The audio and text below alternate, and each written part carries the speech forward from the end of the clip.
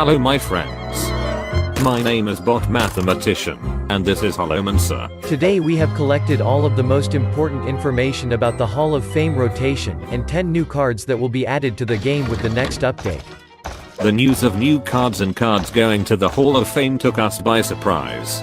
Mike Dene said on stream that we will see replacements for the Hall of Fame cards. We assumed that some cards might leave standard, and thought this would happen along with balance changes. To be honest, we expected that Rexer would specifically suffer losses, since Hunter is the strongest and most popular class in 2019, but it looks like the developers had very different plans. After a nerf patch, and a buff patch, we get a Hall of Fame rotation. Usually this happens alongside the standard rotation with the first expansion of each year. The last rotation took place a few months ago. This amount of developer activity is amazing. This time Team 5 decided to kill the one-turn kill priest and deprive rogues of a very important tool. But first things first. In general, the main goal of all these changes is to keep the 9 classes of Hearthstone feeling distinct. The developers want them to have their own strengths and weaknesses, and want to straighten out classes who have wandered a little too far from their concepts. At least, this is what the developers say. The first and biggest changes are to the Rogue and Priest. Mind Blast, a card that does 5 damage to the enemy hero, is being retired in favor of Radiance.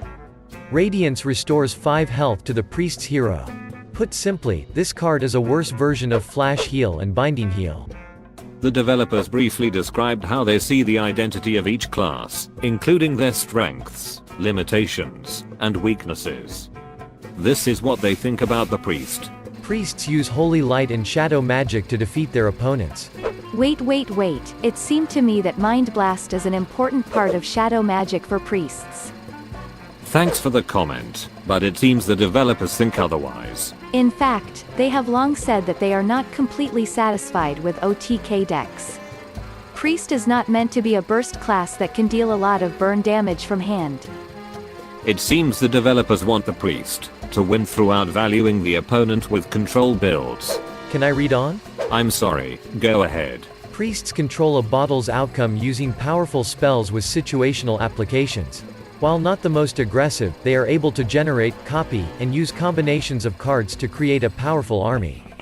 Strengths: healing, narrow but powerful spells, copying, single minion buffs, death rattles.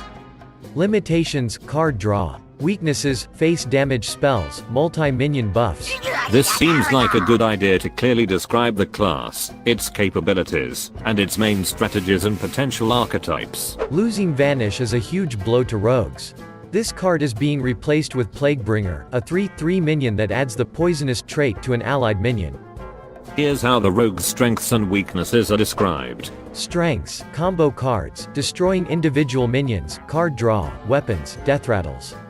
Weaknesses: taunt, healing, board clear, multi-minion buffs. In other words, rogues should be good at clearing single targets, but not good at dealing with wide boards. Rogues have more weaknesses than other classes. The Hearthstone Top Decks community has given its rating for these new cards. The new Priest card received only 2 stars from players, but Plaguebringer was a bit more fortunate. The community considers this card potentially stronger, and gave it 3 stars. We are very pleased with having so many changes over the past few months. This is great, but developers still make serious mistakes describing the reasons for changes. Every nerf and every rotation is very stressful for many players. The team should be attentive and careful in their formulations and be as open and concise as possible in explanations. Otherwise, players start screaming the end is coming. The end is coming! This time, the players found a huge amount of inaccuracies in the text like never before. For example, the mage description says, limitations, minion swarms. But mage currently has very popular combination with Khadgar, Conjurer's Calling and Power of Creation. As a result, mages create a huge board that some classes cannot cope with at all. Here is another example. A shaman weaknesses card generation. But the basic shaman strategies at this moment is constantly generating cards, whether it is the S-Ontrol or Murloc archetype. This is not a complete list of non-accuracy of description. Although all of these problems could have been avoided, if the developers chose more accurate descriptions. Perhaps Blizzard will gradually correct the situation, and next year the descriptions will more correspond with reality. For this reason, if you are still upset or experiencing a panic attack, The end is coming! just relax and calm down. Everything will be fine with Rogue and Preet. First of all, these changes are connected with the following expansion, which will most likely bring interesting new mechanics to all classes. That's not all. We'll also get the already promised cards that replace Naturalized, Divine Favor, and Doomguard from the latest Hall of Fame rotation. On top of that, all of the previously rotated neutral cards will also get replaced, including 2 legendaries, Sylvanas Windrunner and Ragnaros the Firelord. In general, all new non-legendary cards don't deserve special attention. The community has given these cards a very low rating, from 2 to 3 stars. Most likely, these cards will never see play. The only exception is SI-7 Infiltrator. This card received slightly more than 3 stars from players. Developers continue to remove strong cards from the classic set, and replace them with weak ones. This is in line with their previous changes over the years to make the classic and basic set as useless as possible, since these cards are not subject to set rotation, and therefore are not supposed to have a huge impact on the metagame. Finally, let's talk about 2 new legendary cards. We are starting with a character that's in Heroes of the Storm, Brightwing. Brightwing is a simple, cheap 3-mana cost dragon. This card may have some potential in decks with Dragon Synergy, but it is likely to be used quite rarely. Players gave this card only 3 stars. The other legendary card is High Inquisitor Whitemane. According to the community vote, this card received the highest rating, namely 4 stars.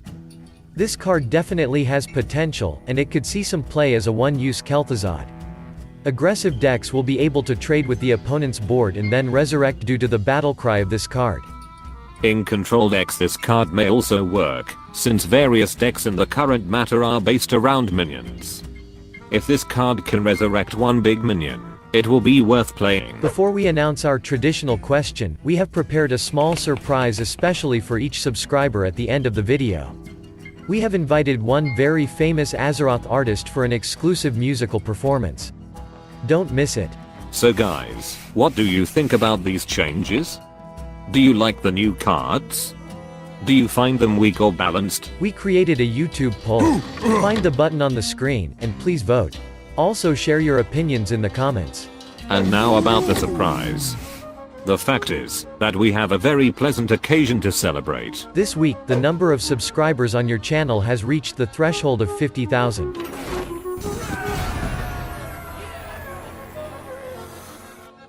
Wow, congratulations. Dora, thank you, and thank you to each of our viewers for their trust and support. We are really proud to be part of such a friendly community. I'm just an ordinary bot, and I don't know how to speak with beautiful words. Besides, I don't have enough words to express my appreciation to each of you. And special thanks to Chris. We could not have done it without your help. I'm indebted to you. And now please welcome with applause, right from the conclusion in the Heistbaron Togwaggle Catacombs, our special legendary guest. Russell the bar! Good night, Azeroth! Bard singing songs that make whole world go phase. Stay a while and listen. You signed up the best. You're on a great quest to find the mighty Mother Lord. There's treasures galore, but perils in store, and construction that's not quite up to code. But if you steal their light, then you must take flight, eluding each hazard and each trap. It's a chaotic race as the monsters give chase, and all the while you're trying to follow the map. They're gaining on you, your options are few, and you fear that you'll never get to home. You've sought after wealth, will you lose all your health to the kobolds and catacombs? Kobolds and catacombs!